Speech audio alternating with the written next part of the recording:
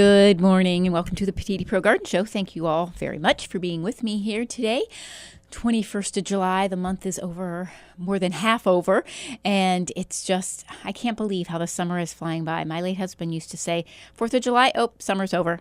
And it seems like that is so true. It seems like the 4th of July is here, and before we know it, it's time for the kids to go back to school. I can't believe how the summer is just flying by. But so much is going on in the gardens and in the landscapes right now, so we have a lot to talk about. And so we're going to go ahead and open in a word of prayer, and then let you know what's going on at the store, at the neighborhood and garden centers and farmers markets, and what's going on in the landscape. So if you would bow your heads for a moment so we can ask the Lord's blessing over our show. Father, we just come before you once again, and we just thank you for your goodness and your mercy and your grace, Father. Oh, we're so blessed. So blessed, Father. Thank you so much for all that you do. We just ask you to use my words, Father, to help other people and bring glory to your name. And we just thank you in your precious and holy Son's name. Amen.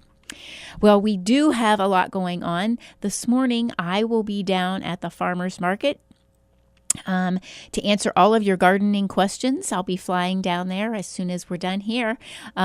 So come on down to the farmer's market. I'll be there till 11:30 answering all your gardening questions. So if you have them, bring me a leaf, bring me a twig, bring me photos. That's always very helpful of what's going on in your garden if you're having some questions, or other things. If you have questions about, when to harvest something, bring me all your questions and I will try to help you get them answered and then direct you to some of those wonderful vendors that are down there at the Canton Farmers Market. We all have wonderful other farmers markets in the county and outside, of course, the Alliance Farmers Market going on right now.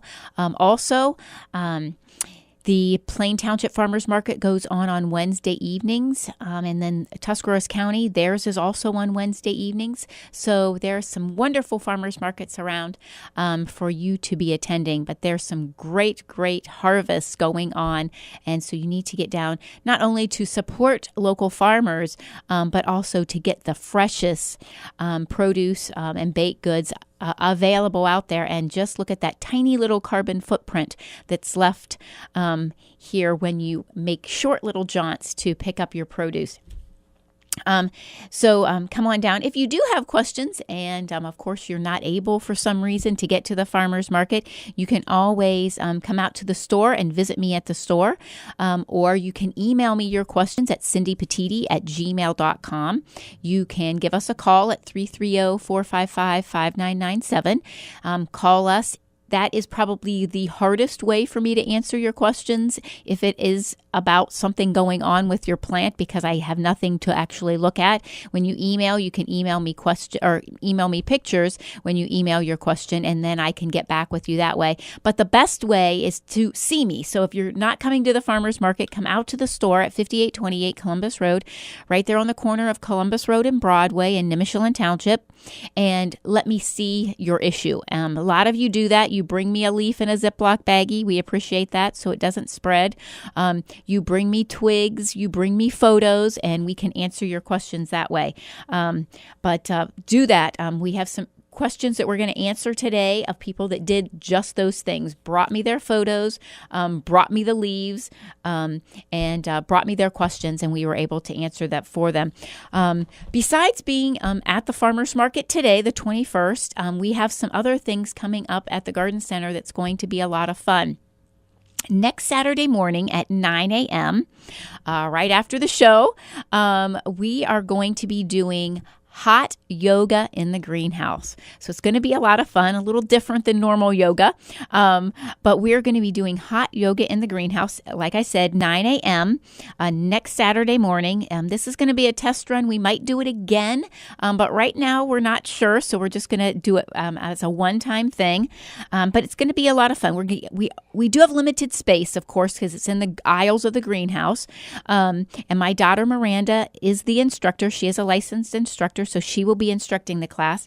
It's going to be for all levels, and children as young as 10 can feel free to participate, so it's going to be fine. And she said she can step it up for the ones of you that are advanced. The nice thing is, for all participants, you will get a 20% discount on anything that you purchase that morning after the class. The class will be over at 10 o'clock. By 10:15, you can be shopping. And, of course, anything that happens at Anthony Petiiti Garden Center is always involves refreshments. So we are going to be having tea and hard-boiled eggs to get your protein back up for free after the class. So come and participate in the class. It is going to be $15 to participate in the class, but grab a friend, because if there's 2 of you registering together, 2 of you can do it for $25. So it's a great way to an incentive for your friend. You're both going to save some money. So $15 each, or 2 for $25.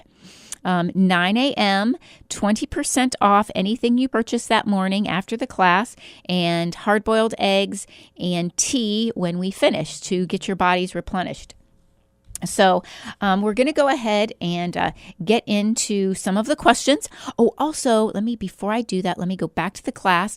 If you have never taken a yoga class and you're a newbie, don't have a yoga mat, just to let you know, don't let that be your discouragement. We have extra yoga mats. Miranda says, Mom, I have several extra. So if anyone doesn't have one, we have a yoga mat for them. So want to make sure that you knew about that. Okay, so questions that we have had. Sarah stopped in and she has spots on her pepper plants. And there were a lot of them. A little bit of disease going on. So if you are having some issues with your peppers, which several of you have been having some issues with your peppers this year, plants not growing real good, and some lesions on your leaves. There's a couple different things going on. Some of us, the weather has been very odd this summer. Some of us have been getting lots of rain, and others of us has been getting very little. In the south, below 30 has been getting lots of rain. Several of our listeners and friends in the Magnolia, Tuscarawas County area been getting a lot of rain. I know farmers that had to go around sections of their fields making hay because it was too wet. There's others of us in certain parts that got zero rain and are very, very dry. I know in Louisville, we're really dry. And there's some other spots around that are very, very dry. I mean, we really could use rain. We're watering every day our things outside. So, this odd season is crazy, because some of us are like, oh, we're dealing with diseases due to too much moisture, and others of us are dealing with issues because of being too dry. So you want to make sure that you are adapting to what the weather is in your area. So everything I'm telling you about peppers might not really apply to you, because your peppers might not be dealing with the same issues because of the weather. But if you are having lesions on your plants, you usually have a fungus of some kind, and copper fungicide is going to be your way to go. Also, whether you're getting a lot of rain or you're dry and you have to water a lot, what we're finding is we're dealing with the whole situation of leaching out our nutrients. So remember, we've talked about this in the past couple of weeks. You want to make sure that you are fertilizing, giving them some food on a regular basis, so that the plant stays good and healthy and can fight off some of those issues. So additional fertilization might be needed. But the copper fungicide, if you are dealing with some downy mildew, maybe on some of your viners, powdery mildew, if you're in an area where it is really hot and humid, plus you're watering, a lot of tomatoes we've seen, some peppers, some squash, dealing with some powdery mildew. So get that fungicide on. The copper is a great organic way to do it. Bonide has that amazing copper fungicide that works so very well. Also, if you're dealing with an issue where you don't know what it is, if you're not sure if it's an insect or a disease, remember Bond Neem and straight neem oil. Both of them deal with the funguses, the insects, and the mites. Suffocation is what that neem oil is all about and is really, really good, and you'll find that it works wonderful. Again, why I love the neem oil, because it works in so many aspects. But if you have a serious disease that you really need to stifle, your copper fungicide is going to be your route, the way that you want to go, because we are dealing with several of those due to lots of rain, like I said, in some areas, and then a very droughtful situation in others. So you want to make sure that you're using that copper fungicide. That's going to work very well. The next question that we had was about garlic harvesting, and this is the time. This is when you're going to be harvesting your garlic. I know that the HOT organization, it's an organization for the homeless. Steve Robinson is he is just such a blessing. He's just... Oh gosh, the Lord is just all over that man. He is just the most humble follower, and he's just doing such a wonderful thing and has great programs for the homeless. And they are growing garlic on a piece of property that Steve has out on Lesh Road. Actually, they are going to be harvesting, I think, next Saturday. And so they have a great program going on. And he had questions about harvesting the garlic. When I harvest, what do I need to do? Can I just harvest and eat it right away? And yes, you can. You can actually go out, pull the garlic, and you can eat it right away. Most people prefer to dry it a bit and do that where you don't want to put it in a bag right away. So when you're drying your garlic, and for longevity, for holding purposes, if you're going to hold your garlic through the winter, you definitely want to get it dried right away.